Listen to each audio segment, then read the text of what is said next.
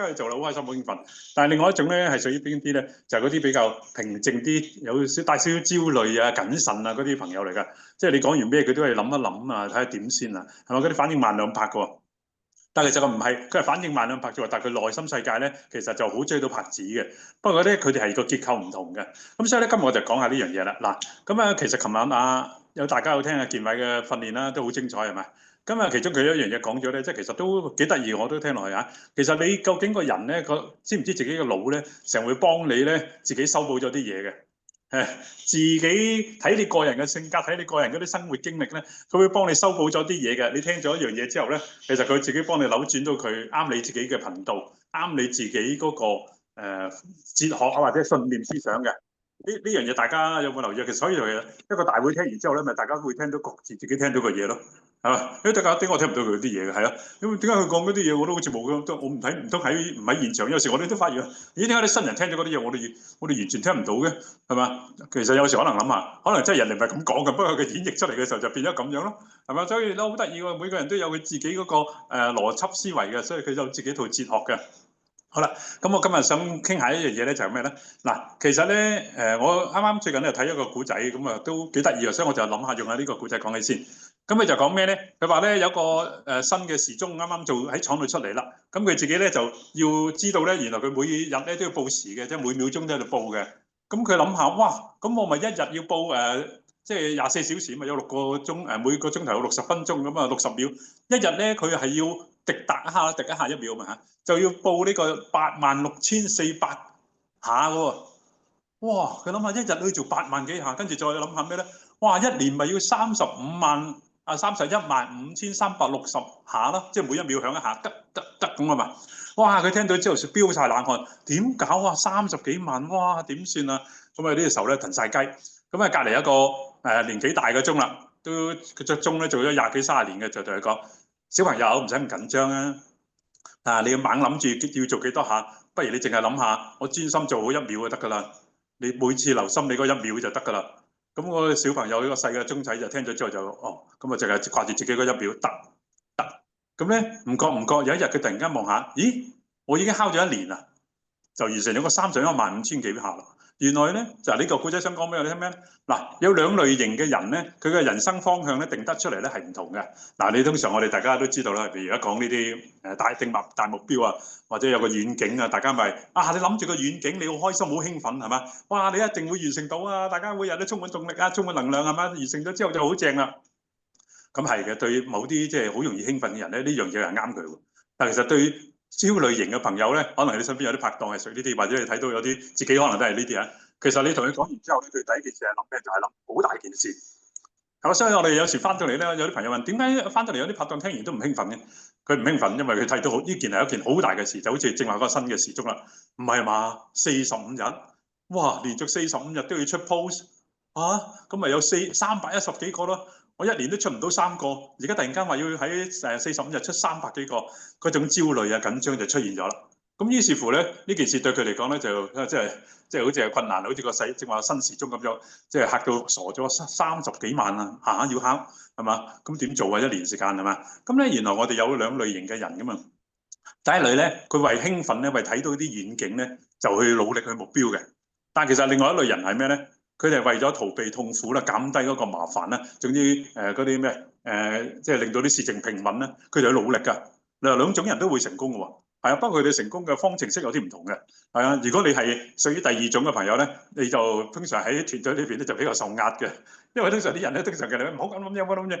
咁唔知點解佢細個就已經係咁啦？可能呢啲係有時嘅父母嘅 DNA 咧，或者家庭環境長大嘅時候，佢受到呢啲感染啊嘛，比較焦慮啲嘅。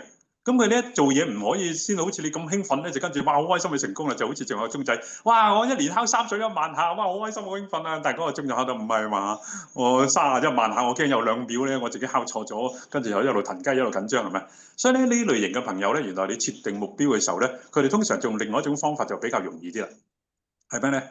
就係簡單啲，佢哋係逃避痛苦啊嘛，千祈唔好搞錯。點解佢哋要努力去揾錢？佢就唔想窮啫嘛。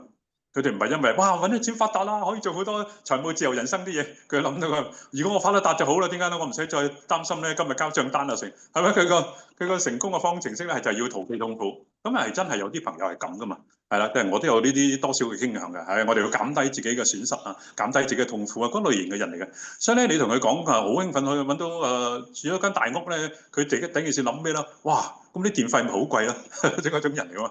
跟住間屋，哇！咁行嚟行去咪即係咩咧？嘥時間咯，係咪？佢唔係話住咗一隻好興奮啊，跑嚟跑去嗰啲。好啦，冇生冷氣嘅。咁係啦，即係仲有一樣咧，係啊，原來咧咩咧？屋企咁大咧，開咗部冷氣你唔記得㗎嘛。係啦，其實我哋就好精彩啦！我哋去咗訓練嗰幾日咧，原來屋企嗰部冷氣開足咗即係幾多小時啊？3日我哋喺會場，我哋嗰日翻到屋企，咦？部冷氣冇閂，又得，即係呢個我哋嘅興奮就係咩咧？我呢部冷氣堅喎，連續開咗成72小時，唔知幾多小時，都仲係咁樣冇熱到爆炸，即係翻屋企都係其實唯有笑啦，係咪？原來咁開咗部冷氣冇閂到啊！OK，好啦，翻嚟啦，我哋又再講翻啦。咁所以你咧呢類型嘅朋友，如果行 flex 45咧，其實咧佢哋第一件事咧就諗咩咧？哇！45日咁長，每日都要做咁多嘢，每日都要做呢啲嘢，好難做嘅喎。所以佢哋嘅感覺咧就好辛苦啊。係啊，唔係好似大家咁興奮係嘛？咁呢類型嘅朋友就應該好似正話嘅時鐘啦。佢用嘅方法係咩咧？唔好諗咁多，你總之做咗今日就搞掂㗎啦。你總之今日搞掂就得㗎啦。嗱，佢就係咁樣嘅方式咧，反而佢容易喎，搞掂今日就得㗎啦。係啊，聽日同自己講，搞掂今日就得㗎啦。係咪？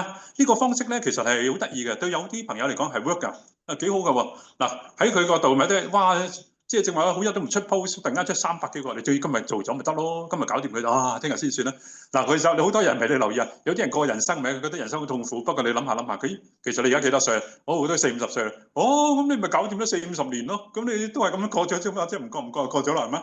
所以咧，以前有時啲朋友讀書好辛苦，咪哇6年先畢業啊。其實你唔好理啦，每日淨係翻學，同啲同學傾下偈咁啊，搞下老師啲嘢，跟住唔覺唔覺你6年後你就畢咗業。所以呢類型嘅朋友咧，其實可以用一個位就係咩咧？總之今日搞掂就得㗎啦。係啊，我都屬於呢類嘅，所以有少少係㗎。3日大會咧，我成日覺得3日大會哇，好鬼多嘢搞喎，好多嘢。但係我都成日喺會場同自己講，過埋呢幾個鐘就今日完成一日㗎啦。即係你知唔知我其實係呢種人嚟嘅，即係過埋今日完成一日㗎啦。哇，佢完成一日啦，跟住又呢個完成。身邊佢成日聽我講嘅就，哇，今日又完成個 project 啦。係啊，我當每一日完成咧就已經係好正㗎啦。係啊，但係你話，你睇住啊，仲有幾日我哋就發達啦。哦，咁我諗睇唔到啊。但係你話聽，喂，今日你過埋今日你就聽日就發達啦。OK，咁啊就係過今日啦。所以咧。如果呢種朋友嘅時候咧，記住鼓勵自己，你只係集中眼前就得㗎啦。出現呢個 pose，我就咩啦，神奇啦，我就已經係好勁嘅人嚟啦。跟住全世界人都覺得我唔錯啦。咁所以咧，你有冇聽到 Eric 都係咁講？由佢咯，斷咗咪好咯，你搞掂今日就得㗎啦。佢都知道有兩類型嘅朋友，咁對嗰類嘅朋友咧，就要多啲咁樣嘅搭下嘅膊頭，好叻㗎啦！你啱啱你搞掂埋呢壇嘢就得㗎啦，你做埋呢張就已經係即係全世界都欣賞你啊！咁佢哋就會覺得 OK，搞埋佢啦。其實我以前都聽過一個人咧，跑馬拉松咧好成功嘅，佢有個方程式係點咧？跑馬拉松40幾公里啊嘛，因為跑到你即係頭暈暈咁啊。但係呢個人咧就好成功、好輕鬆咁啊完成咗跑馬拉松。佢有個方法就係佢屬於呢一類型嘅人啦。你叫佢望住40幾公里都唔知跑到何年何月係咩？但係佢就自己話，佢已經穩定喺地圖上揾晒所有點出嚟。佢冇淨係同自己講嗱，跑到呢點咧我就已經好叻㗎啦。咁啊分咗好多個細點啊嘛。譬如我跑到呢度個 7-Eleven 就覺得自己好正啦。跑到下低見到嗰間咩茶餐廳我就已經好成功啦。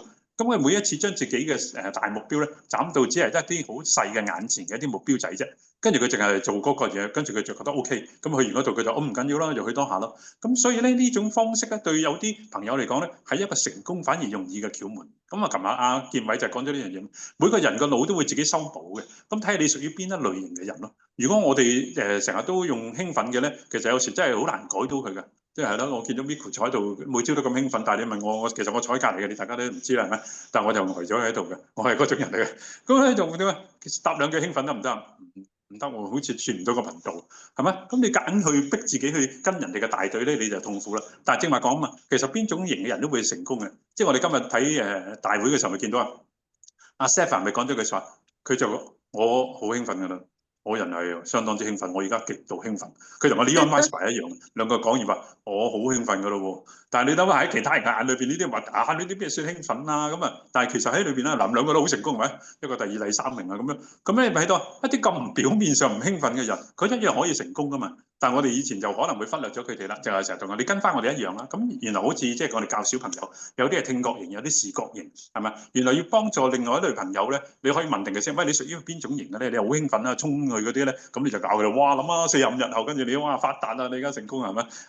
我變你最具呢種 power 咁啊！咁你去嗰種朋友嘅時候好正，但係你對住另外一種咧，即係冇乜反應啊，或者嗰度一路做一路驚嗰啲朋友咧，我哋試下嘗試教佢另外一種模式，配合翻佢自己個性嘅，佢可能做得非常之開心，因為佢自己咁咪好簡單啫，我做好容易啫喎，過到一日你已經好叻㗎啦，咁啊冇問題啊，咪試下一日咯。所以你見到 Eric 係講嘢咁嘅，你試下一日咯，斷咗咪由佢咯。其實係咪就係安慰緊呢一種嘅朋友啊？係啊，咁你睇下，其實佢哋咧可能冇斷過喎，其實最後尾反而咩？佢可能完全由頭到尾做晒咁多日冇甩過。係啊，反而嗰個好由頭嗌住好興奮啊！哇，正啊，我一定得啊！跟住第3日斷咗，係咪？有時嗰啲佢叫咩？興奮有餘啊，能力不足。但係通常呢類焦慮型嘅朋友咧，有一個特性，佢哋嘅韌力好夠嘅，因為佢哋通常默默做嘢噶嘛。因為佢哋冇預自己會做得非常出色，但係咧佢就反而咩咧？咁唔緊要啦，做咗一陣先啦，咁唔緊要啦，做住一陣先啦。其實佢哋係呢類嘅，咁你反而鼓勵佢，哦，佢幾好喎，你都算唔錯啦。睇落去好似好平淡，即係我哋見到啲小朋友係咁啊。即係佢就好似冇乜反應咁，但係咧其實佢又做到佢做到嘅嘢出嚟咯喎，係嘛？所以咧我哋多啲去接納唔同嘅朋友，呢個亦都係我哋喺琴晚大會嘅時候，我自己翻嚟思考啊，其實我哋應該多啲去接納唔同嘅人啊嘛。咁佢人哋係咁，點解我即係佢要就我哋？係啦，你就我哋啊，我哋好開風來，好有心興奮嘅。其實我以前都唔係呢種啊，我哋係慢慢改翻嚟啫嘛。咁啊，但係如果佢變咗一下入到嚟，跟唔到我哋嘅節奏，就覺得啊，其實呢度嘅人咧個個都要咁樣咧，我成功唔到，所以有時咪令到有啲拍檔咧有一種無形壓力啦。其實真噶嘛，有啲即係叫咩？有啲朋友真係唔係十分興奮嘅，但係佢哋好理智或者好謹慎，但係做到好多嘢嘅喎。所以淨睇我哋嗰兩個睇 CEO 睇下呢啲 Vice， 我哋就要肯定呢件事啦嘛，係嘛？咁有啲小豪嗰啲要嗌啊幾和呢靚啊，咁嗰啲，咁你有兩種嘅，咁有一種咧就係變咗，如果睇完呢個 Vice， 可能嗰個Miko 嗰啲就冇心機做啊，咁鬼悶嘅。所以咪一定要唔同嘅品，即係唔同嘅性格嘅個人都要喺度。所以其實台上公司都會揀一啲唔同類型嘅人啦，有啲淨係motivation 好強嘅，有啲係執行力好強嘅，邏輯好好嘅，所以每一種都會令到啲觀眾接受一樣嘢多啲。所以其實呢件事提醒我哋咧，喺我哋行呢個未來行 Fix 45嘅時候咧，我哋多啲留意下啲拍檔，其實佢哋屬於邊一種類型嘅人，我哋跟翻佢嘅節奏，令到佢最緊要係做到件事嘛。所以我鼓勵大家啦，係啦，咁啊大家如果你可能get唔到我哋呢類焦慮型嘅諗咩嘅時候咧，唔緊要，你了解一下，慢慢了解，因為好多好興奮嘅，講嚟講我唔知你講緊乜，係咪？但係其實咧喺我哋嘅角度就咩？總之專注喺眼前去完成一件事，完成今日，只係做咗而家呢1分鐘嘅嘢，其實已經好好㗎啦。但係對於呢類型嘅朋友嚟講咧，佢哋嘅目標、佢哋嘅想法就係咁樣嘅。咁好啦，咁呢個咧就係我今日少少同大家分享一樣嘢啦。咁仲有一樣嘢好得意嘅咧，就係咩咧？